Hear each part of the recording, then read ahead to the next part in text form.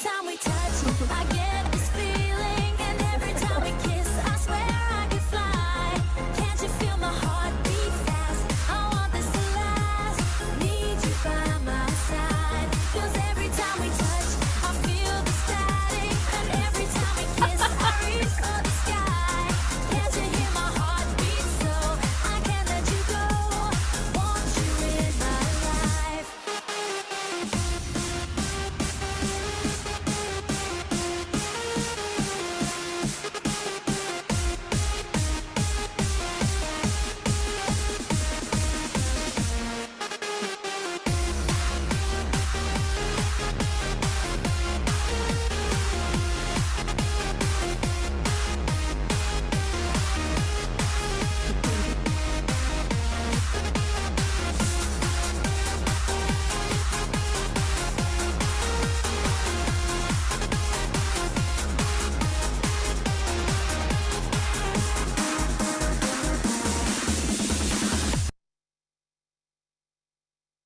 It relieved my anxiety. It's knowing other people are going through the same challenges and I'm not the only one who's feeling insecure or like questioning myself. There has to be a resource for women, for moms to feel a safe place to communicate and ask questions, and have a reliable source to go to. Just having Oath as a safe haven, like that safe.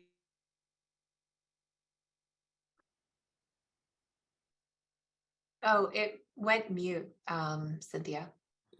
It's every There it is. something and not, like that safe community where you can ask something and not be judged for it. Just having that help, like that's just, it's everything. They're the village that we all talk about. We say, oh, it takes a village. Oath is such an important part of my village. What an honor it is to care for these parents and the thousands that have turned to Oath Care during such an important time in their life. I'm Dr. Michelle Stevens, and I'm co-founder and chief nursing officer of Oath Care. I encourage you to introduce yourself as well in the chat. I think these panelists would love to know where you're calling in from and what your family currently looks like. You could simply even just tell us how you take your coffee. And for me, mine, I would just like it to be warm for once and not have to warm it up like 5 times throughout the morning. Oath is a social platform intentionally built to improve the health of all families. We connect parents with other parents to have moderated, facilitated discussions with a wide array of medical experts, such as mental health therapists, doulas, nurses, doctors, lactation and sleep consultants, pelvic floor specialists, and so many more to answer any and all questions along the pregnancy, postpartum, toddler, and early childhood journey. The Oath experts also host about 6 to 10 live, intimate calls every week so that parents can be deeply seen and receive radical support around often stigmatized parenting topics. You can experience the power of this connection by taking a moment to scan this QR code on your screen to join the ATF community within the Oath app. We created this community specifically for the attendees, speakers, and moderators of the ATF Summit. All throughout the week, we'll post ATF Summit content, questions, and thoughts in hopes that these conversations will last way beyond the summit. As you may already know, Linda Fruits, one of our panelists for this session, is author of The Mom Life, The Sweet, the Bitter, and the Bittersweet Fruits of Motherhood. Oath is offering 20 copies of each book for free to the first 20 people who complete this Google form that I am placing in the chat now. And so we just love Linda. We love how real she keeps it, and really brings it with such empathy and levity. I would like to remind attendees to confirm that your toggle in the chat is set to everyone and not just panelists and hosts, which I think is your default. We really want to hear what you have to say. And then also make sure to post your questions in the Q&A portion so that we can surface those questions during the Q&A session later on. And now it is my great pleasure to pass the proverbial mic on to Erika Friday to moderate this session. Thank you so much, Michelle. Thank you, Cynthia. And I think we can lose the slides. As I said, as people were jumping on, this is going to be a really casual chat among friends. Picture us like at the coffee shop, as if it's a book group, but instead of going over a book we've all read, we're going to be talking about a feeling we've all experienced as parents. Because if you've tuned into this session, you have experienced overstimulation. We're going to talk about what this means to us, what we do about it, some tips and tricks. And if you have anything that you'd like to share, whether it's a question, a concern, something you'd like to troubleshoot, please drop that into the chat. Cynthia will be keeping her eye on that. And at the end, we're saving lots of time to get into conversation with you. My name is Erika Friday. I'm the founder of Ready Set Moms. It's a mom life coaching situation where I help moms work with both their mindset and their skill set. Because when you're going through something like overstimulation, there are two parts to that. There's what's actually going on, and there's how you're thinking about it. And I find, I'm not sure if any of you would agree, that you always need both when you're struggling with something. What can you do about your environment or your schedule? What can you do about your thoughts and your expectations? So we're going to be talking about all of that as we go through this hour together. We're going to start by talking about what overstimulation means to you. Linda, can you kick us off? And there's something that you've shared recently that I think is so amazing, that you see anger as different from what happens when we're overstimulated and what that looks like. So hit it, Linda. So when I am overstimulated, I feel like I'm going to come out of my own skin. And I didn't really understand what that meant until I became a mom and that happened to me. And oftentimes, I'm sure my family just thinks I'm angry or in a bad mood, but it's just the TV is too loud, the kids' toys are going off, they're screaming, they can be laughing. Like, it can be a positive experience, which a lot of people don't really talk about either. Like, my kids' laughter sometimes at bath time when I am about to lose it overstimulates me. And it's hard and important to define the difference and when it's happening, and then like how each of us tries to come out of it. Yeah. You really got me thinking with that post, because, you know, it looks like a duck, it quacks like a duck, but it's not a duck. Yeah. It's not anger, it's agitation, to use another word. Yeah. Cool. Thank you. Mhm. What does overstimulation look like in your motherhood, Linda? It definitely looks like anger. It's the sound. For me, auditory sounds, it just gets me over the top. If there's too many things going on, like the TV, the kids, someone's trying to talk to me, I just I can't do it. Yeah. I have to go around, You're turn done. everything off, including the kids. You're done. Got it. Yeah. All right, Jessica, can you tell us a little bit about your family makeup right now and how overstimulation shows up for you? Yeah, so I'm Jessica, 29 years old, single mom of two. I have a daughter, Aria, she's 7, and my son Ezra is 1. And overstimulation is like an everyday thing. It shows up for me like similar to what Linda said, like noises. It throws me over the edge sometimes. And I feel so bad because, you know, my daughter will come home from school, she'll want to be talking to me, and I'm just so overstimulated from the baby crying, breastfeeding, pulling on me. And, you know, like sometimes I'll be like, you know, I'll just blow up, and not intentionally, but, that's how it shows up for me. I just get, I lose focus, I get headaches. It's just all over the place. Yeah. Yep. I feel you. I'm sorry. We'll get productive in a minute. Right now, I think we're all going to get a little bit stressed out by our definitions of overstimulation. Sophia, please share with us what your family looks like and what overstimulation means to you. So Sophia. I'm based in SF. I have a 6-month-old daughter, Elena. She's great, very opinionated. I have a great partner who is very high energy. And we have 3 sets of very, very, very loving grandparents. And for me, which is great.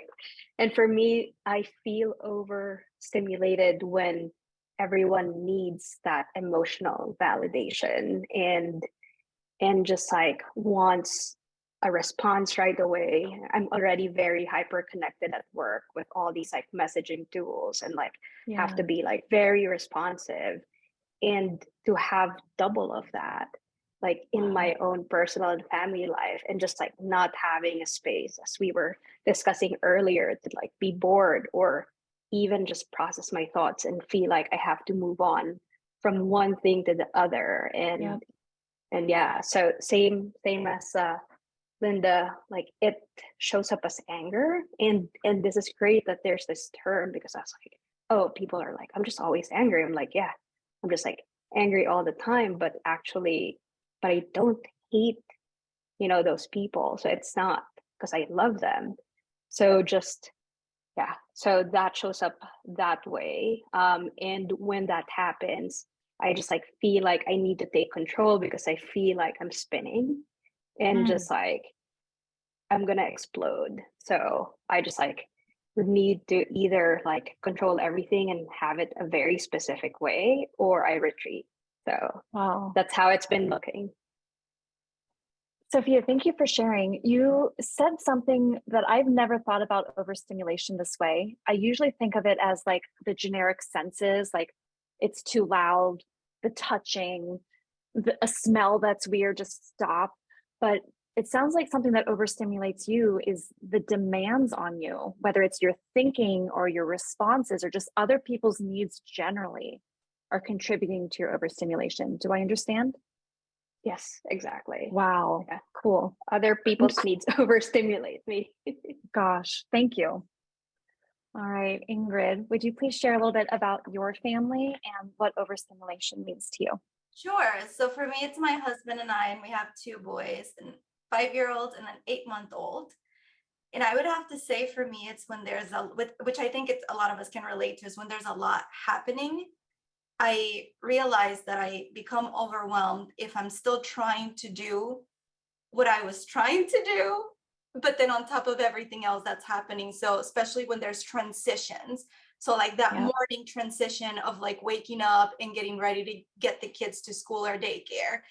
If I don't just drop everything else that does not belong in that transition, I'm just very quickly to become overwhelmed and just burst, like have outbursts out of anything really.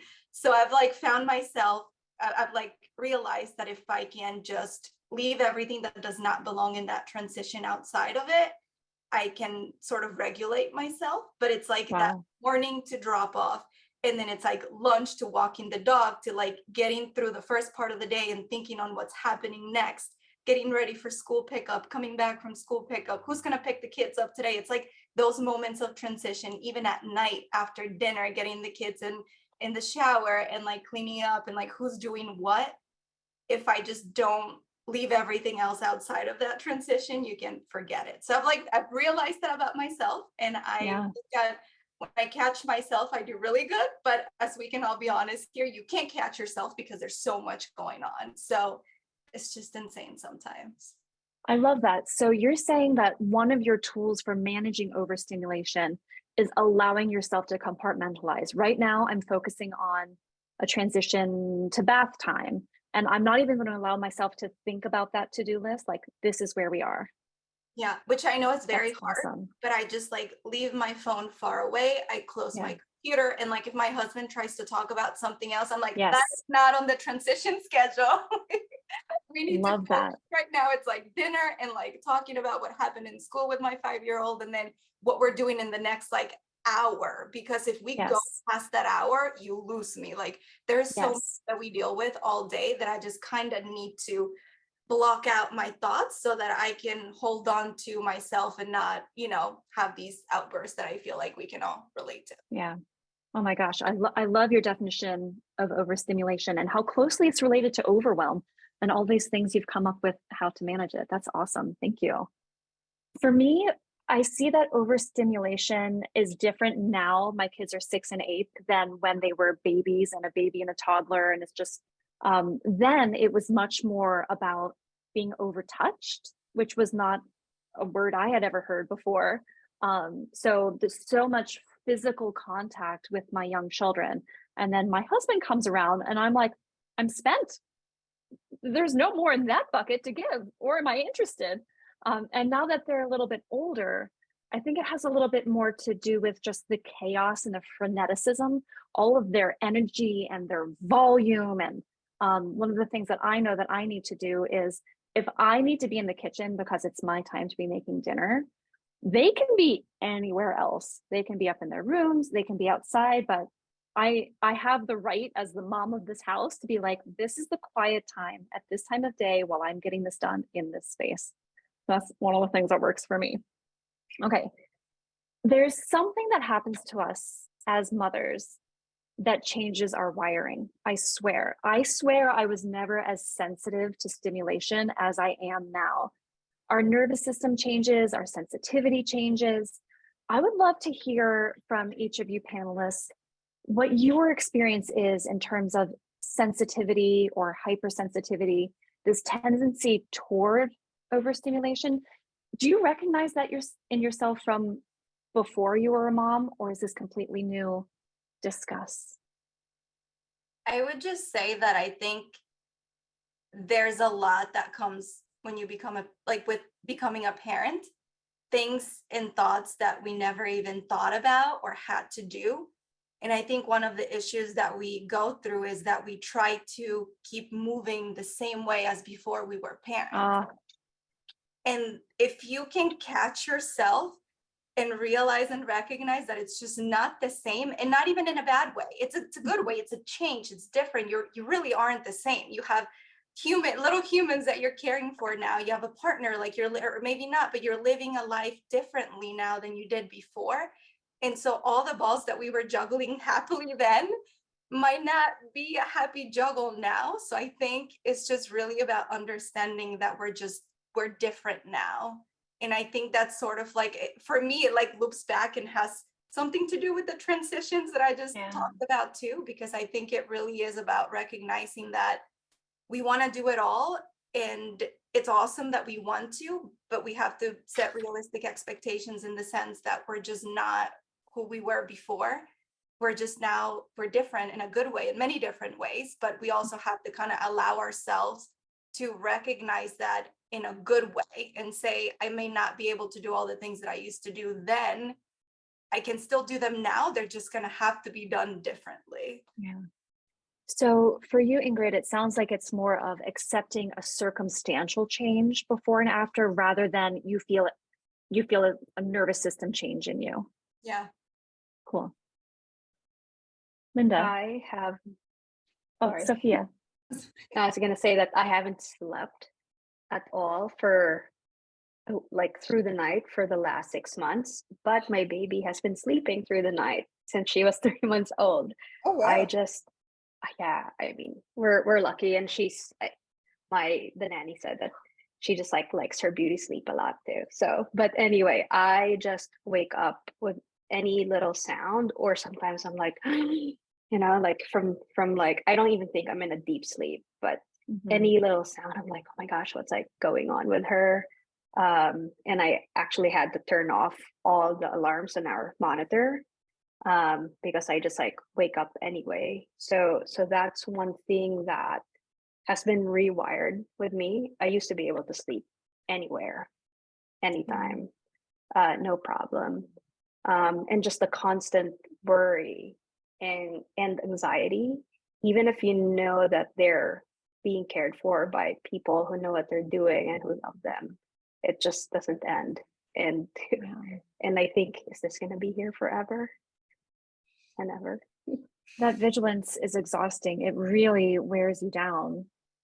How are you coping? And do you, is your plan to just endure this until it passes? Or is there anything that you do for yourself to help you get more sleep, even just starting there? I try to sleep early. So if baby goes on at 6:30, I'm like asleep by 8:30. Because then I'm like, if I'm always just gonna wake up at like 3 or 4, might as well, get that. And then therapy also helps.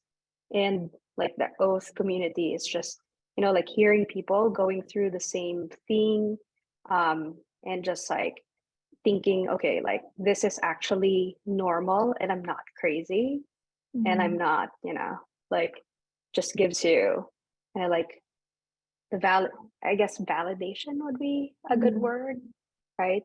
And that just like working through things and like the anxiety level has definitely come down just Great. with like all those little things. And I mean, everyone's supportive around here. I think the biggest thing was just letting my husband know, because he's like, he thought that I was sleeping. I'm like, no, I've been up every day. He was like, oh, why didn't you say anything?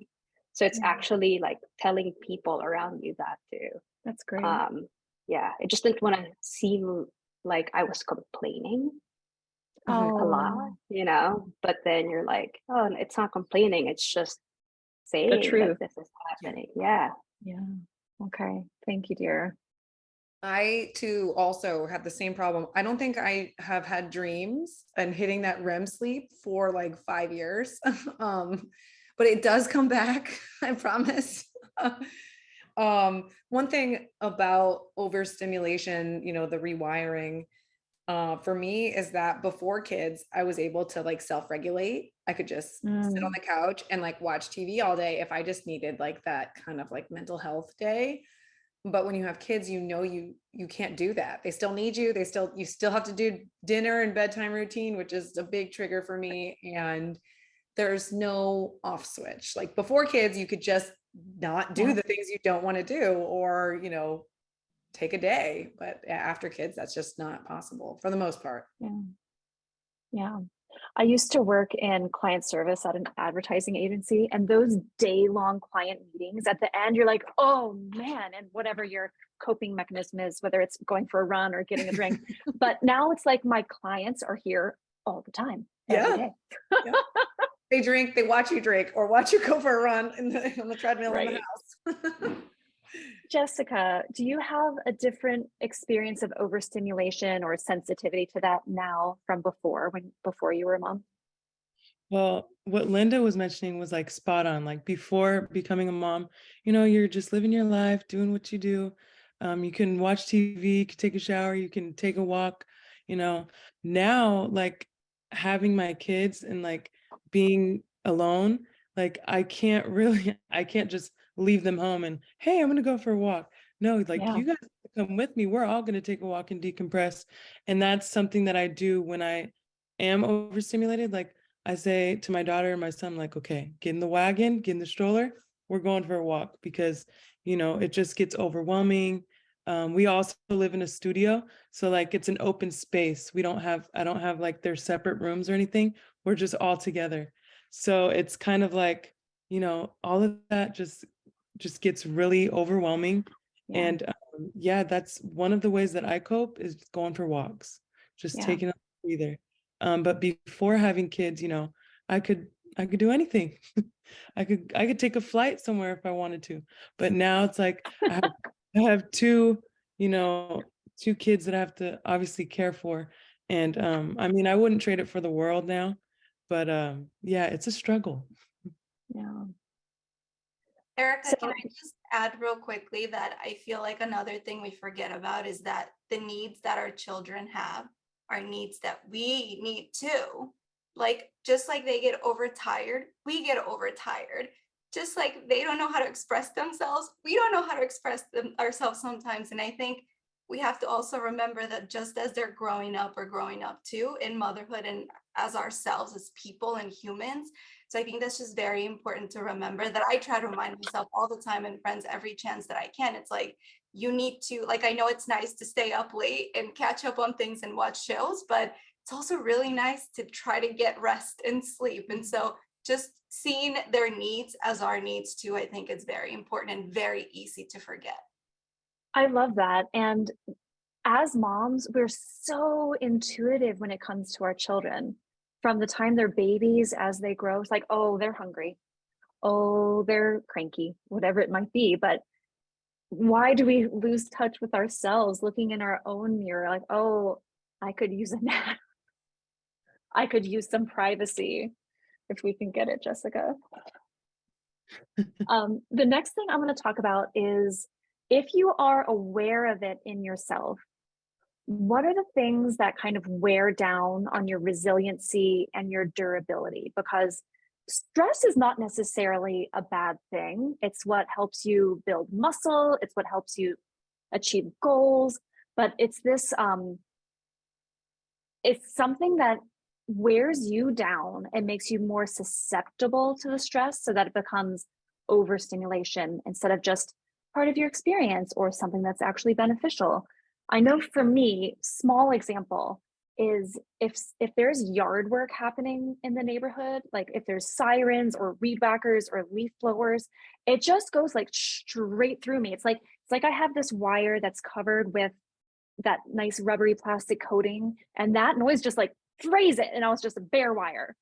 So I don't know if anybody has anything as dramatic as, you know, a leaf blower sending you over the edge, but what are some of the things in your experience that wear down your resilience and durability? One thing for sure for me is if I'm not taking any time for myself, like, or not taking care of me first. But the leaf blower, I'll tell you what, when I see yard people come, I'm already pissed. Yeah. So Like, close the window. Yeah.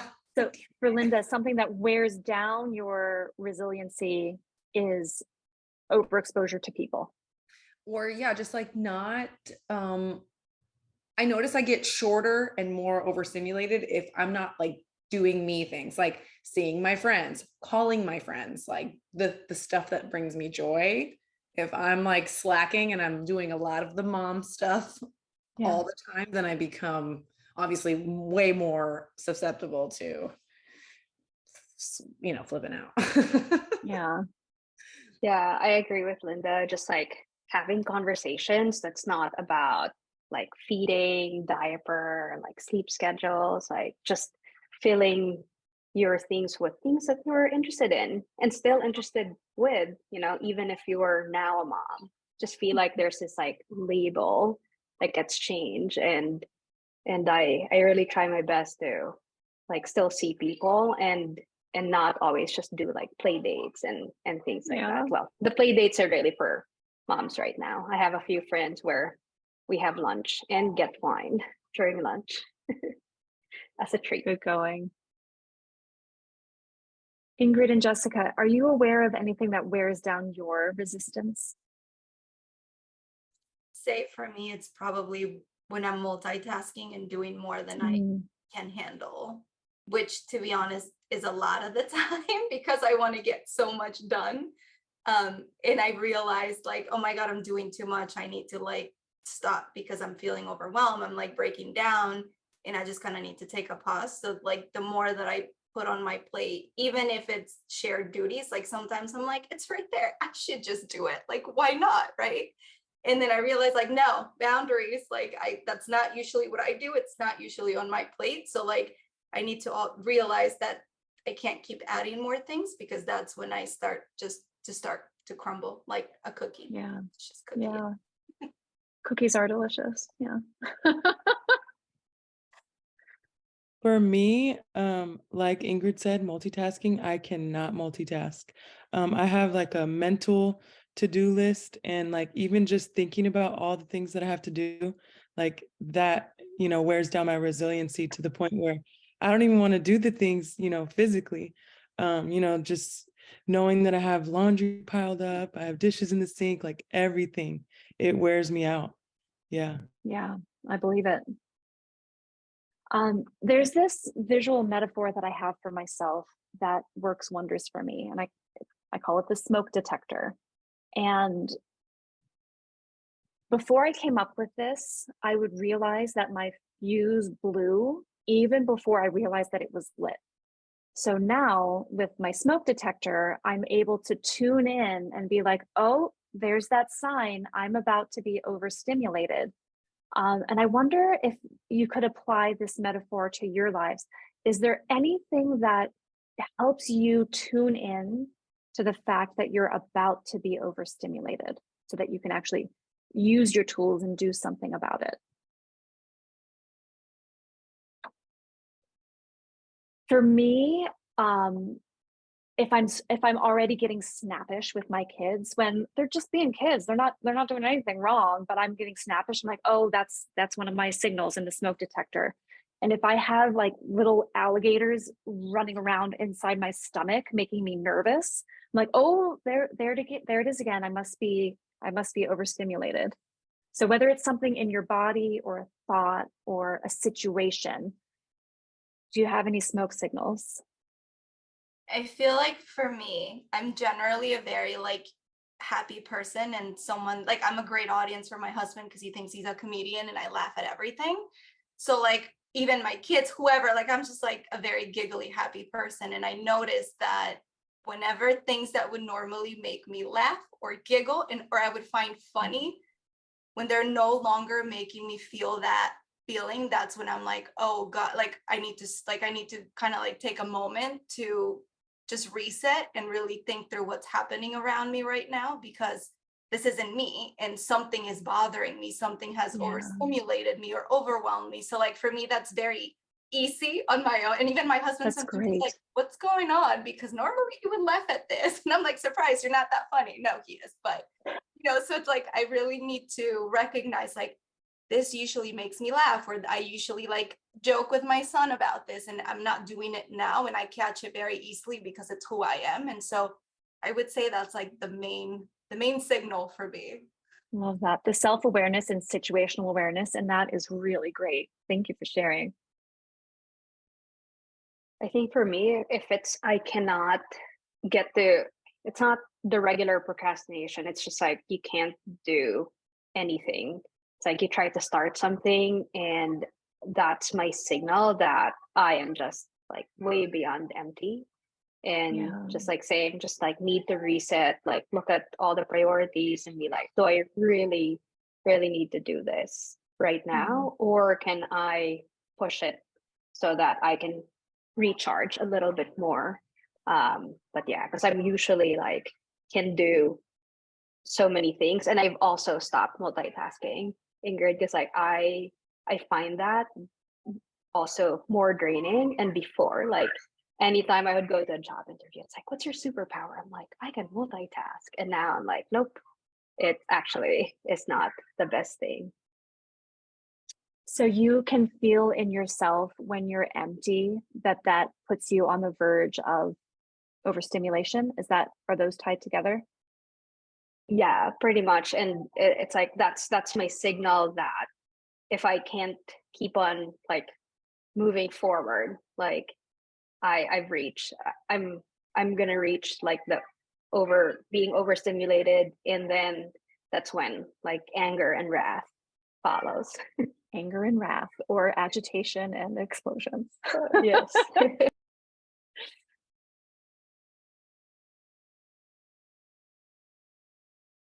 Linda and Jessica, would you like to share on this one? Yeah, so for me, I get angry. I get really angry, and I've been trying to like work on that because I'm not an angry person. Sometimes like what made me like realize that I really need to like, check in with myself and not be angry is when my daughter was like, "Mommy, why are you so angry?" And that really made me realize like, whoa, like I'm getting too angry and I need to recognize, when I get overstimulated or overwhelmed and work on those things. So for me, like I get really like hot. Like I'll literally start shaking sometimes, just from the amount of like pressure and stress and just that's kind of how it shows up for me. But yeah, anger is something that I'm definitely trying to work on. Um, but yeah, that's kind of how it manifests. Thanks for sharing. I think many of the 91 people in the audience know exactly what you're talking about. Thank you so much. The one thing again, that a lot of people don't talk about is when you're like in a moment and it's supposed to be like a happy moment, like your kids are laughing and you're like wanting to shush them. I catch myself being like, or I'm saying like no to things that I wouldn't normally say no to. Like I'm wondering, why am I reacting this way? And that's when I know that it's coming, or it's on its way. Yeah. Yeah. For another one for me is if I feel like I have taken on maybe an imbalance of responsibility between me and my husband, or me and my kids who are getting older. Um, it's like I'll be elbow deep in the situation that I've created for myself. And then I realize, whoa, I don't want to be here anymore.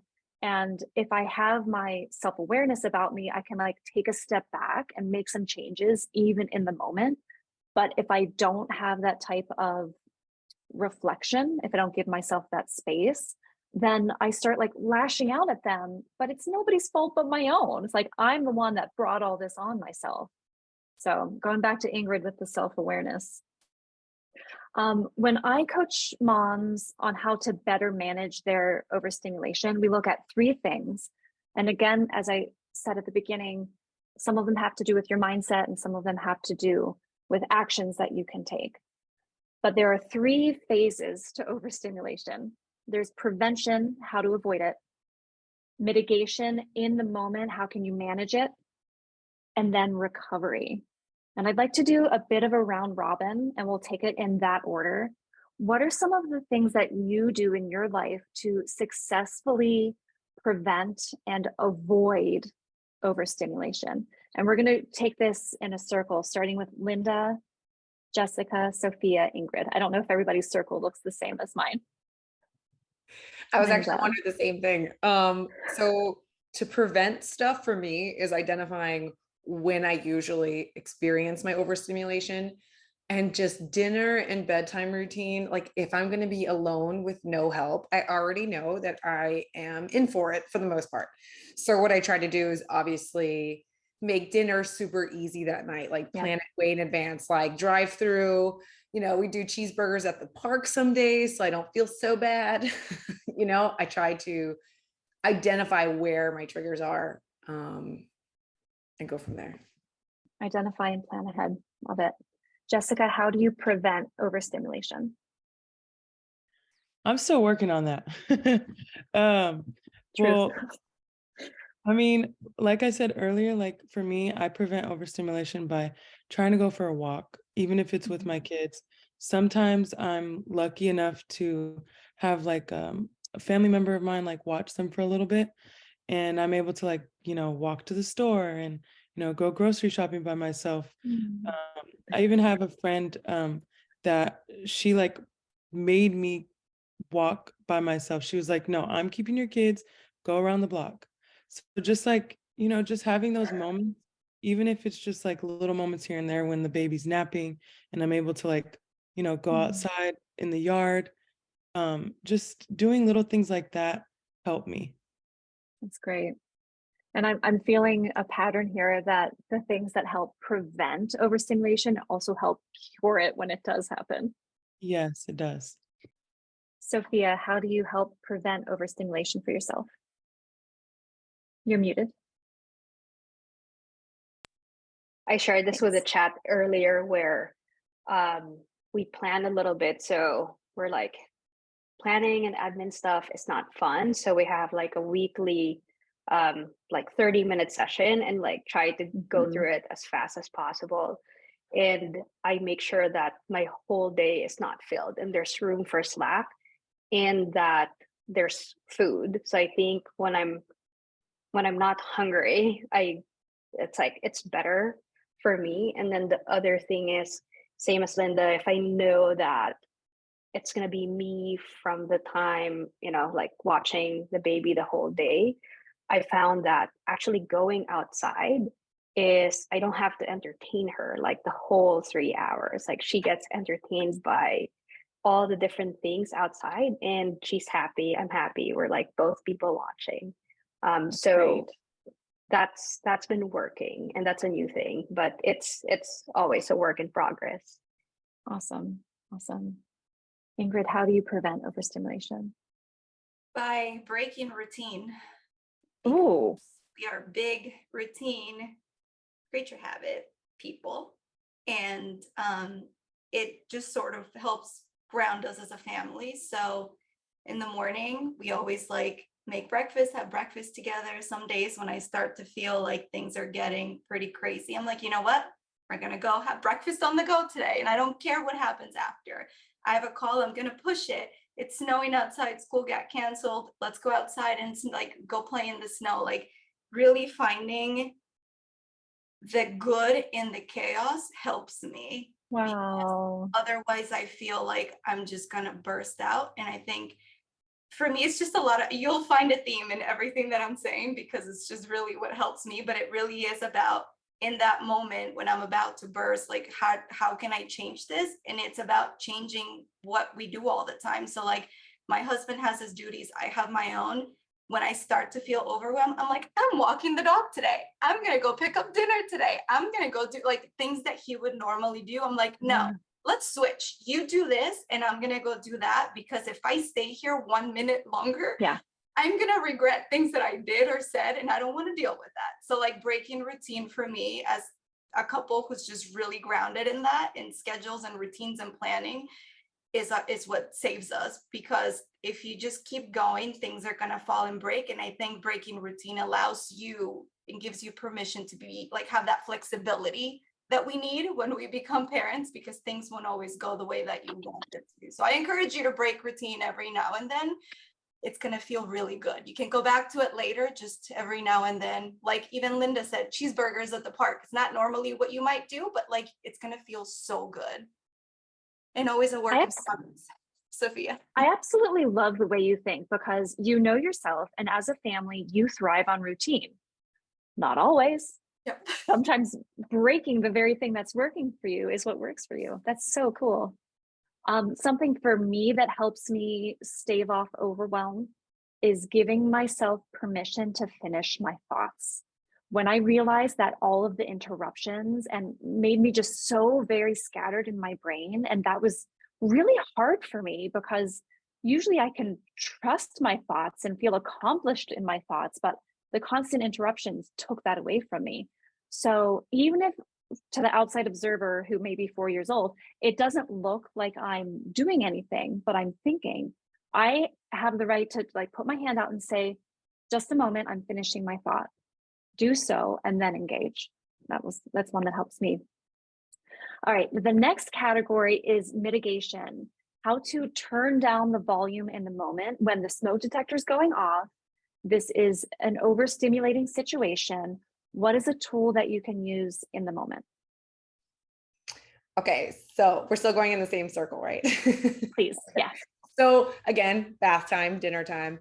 What I do in those moments is I turn on music. I turn on my favorite music. It's kind of funny that I'm adding more noise, but music brings me happiness. It kind of brings me back to like this present moment versus like all the things I need to do. And I feel like a version of myself again, where I can be a little more present with my kids, maybe dance a little bit more.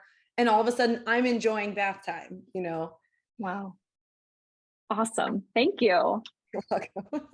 Jessica's probably going for a walk. Yeah, or like Linda said, like I'll put on a YouTube video, and my daughter loves to dance and my son is starting to like to dance. So, we'll do things like that. That helps mitigate, the situation. And then sometimes when they're getting along and they're playing together, I'm able to go to like my little corner and, I'm able to breathe, like, read a little bit, just have like some time to myself, even if it's just for a minute or two. That really helps me mitigate the situation, and it really helps me like check in with myself. Like I said earlier, I find myself getting angry, and that's not me, that's not who I am. I think just also becoming like a newly single mom, like just having that stress, and just like the the buildup, from everything that happened, you know, just being able to like sit there and recognize and realize like, okay, my feelings and emotions, like they matter. And you know, I don't want how I feel to affect how my children feel. So even just taking those moments like of just solitude, you know, it really helps me as a mom, and just as an individual, like to mitigate everything that's going on. Thank you. For us, we take the opposite route where we like shut off all like music and toys and just go outside in the backyard or like our back pat. We don't have a backyard. We live in the city. In our back patio, which is like really overgrown now, and just watch nature, watch the birds. So either I do it by myself or bring the baby down and we just like sit there and observe, like don't bring my phone. And it's a nice kind of like way to reset. So I find that like when I'm in that moment where, you know, even when it's me and my husband, like we're getting overheated, we're just like, okay, like time out, like let's reset, let's kind of try to bring all of these like down. So Yeah, that's what's which been helpful. That's a good recovery one too. Ingrid, we're going to jump to the recovery aspect. When you have been overstimulated, how do you recover and repair? I Go find ahead. ways. Do you want me to start or do we go back and Please, Ingrid, okay. let's hear you. We usually just sort of do something together. And I find that in like breaks. So it's like, let's have a snack break. Let's have a walk together. Let's go check the mail. Let's go see if there's packages. Let's go move the car. Like whatever was happening, I sort of like move it aside and just think about things that we enjoy doing together. And my son is 5, so to him it's like, oh my god, we're going on an adventure, so his mindset just shifts immediately. That's so cool. He's like, yay. So I'm like, let's go find a package, let's go see what's outside, I forgot something in the car. And like it gives me time to sort of like just give that, like take that deep breath in and exhale and just move forward. And I've found Nice. that we all walk back inside just sort of feeling like different, like it's like we almost forgot about it because we had a few minutes to Wow. ourselves just to sort of reset. Yeah. Unlike you, when I've been overstimulated, I need to eject. I need to make sure my kids are safe. And then I go into a very dark room, put my weighted blanket on, maybe earplugs, and I just go comatose for 5 minutes. And it's like, oh, okay, I'm okay. I'm all right. I'm back. And then I can like tap back in. Linda, if you could wrap us up before we go into the Q&A section, do you have any things, any tools that you reach for in recovery and repair? Sometimes if the music doesn't like help with repair, which I feel like it does, sometimes I have like noise canceling and I do the same thing. Like I need to also be like a vegetable for just a second, take a shower. Like I need to be alone. Yes. Yeah. Water therapy. I'm very big on hot showers when I'm upset. All right. Now, if Michelle or Cynthia or both of you can join us up here on stage, I believe you're going to help moderate questions from the audience. Yes. Thank you so much, Erika, and everyone else, for all the thoughtful questions and convo. We have some awesome questions, and we'd just love to spend the next 5 or so minutes getting at least through a question around the room and see what we all think. So first question is from Sammy, and Sammy asks, my husband's love language is touch, and I have nothing left to give after being touched and needed all day by my kids and my husband. This is causing some issues in the relationship I have with my husband. What are some ways I can still show him love and affection? If any of y'all have a similar receiving love language. I have some thoughts on this. Don't start solving the problem at the problem that you've identified as if you, Sammy, need to somehow change the way that you're acting just by giving your husband this physical affection. Back up the bus real far. Why are you overstimulated, and how can you address that? How can you get more time alone? How can you get your needs met? How can you find your fulfillment? How can you have some alone time where nobody's touching you and needing you? And can he very specifically be part of that solution? Because then that will free up more of your energy and make you more inclined to be receptive to physical contact and affection with your partner.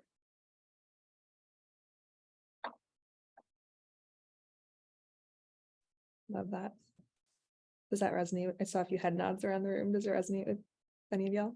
I'm gonna say like the most typical thing. I saw a TikTok about this therapist who was talking about physical touch, and one of the things that she mentions is the expectation, right? So it's the physical touch and then what's expected of it, and so you have to like somehow break that tie between the two of you. And her advice was to like make out every single night, so that way, you know, your mind doesn't automatically go physical touch to something else, you know. Yeah, I'm glad someone else also saw that TikTok, so I don't sound so crazy, but yeah, so that's all I have to say about that. There's another thing tied to overstimulation in this arena.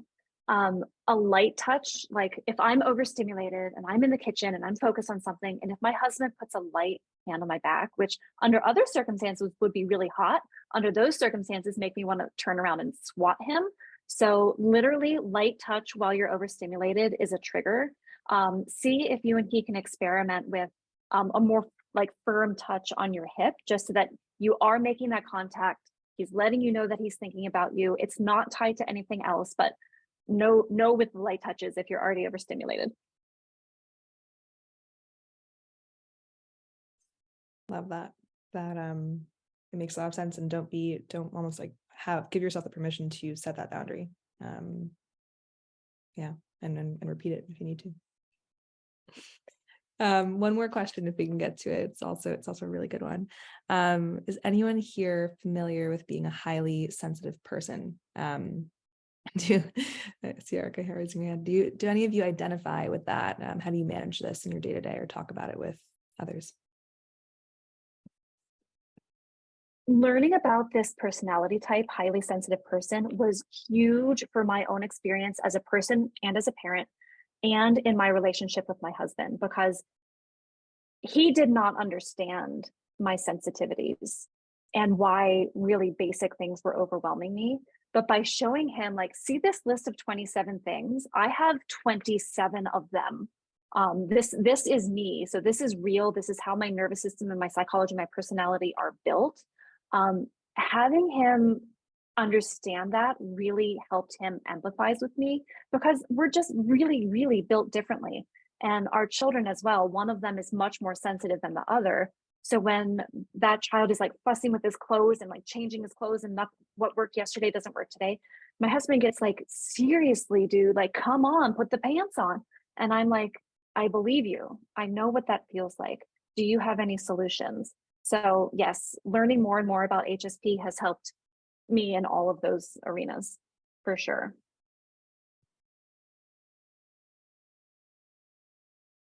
Thank you so much for sharing. Does anyone on the call with multiple kids kind of feel a similar thing, or can you appreciate it in one of your children, maybe not in the other? Yeah, curious if that's an experience other people share.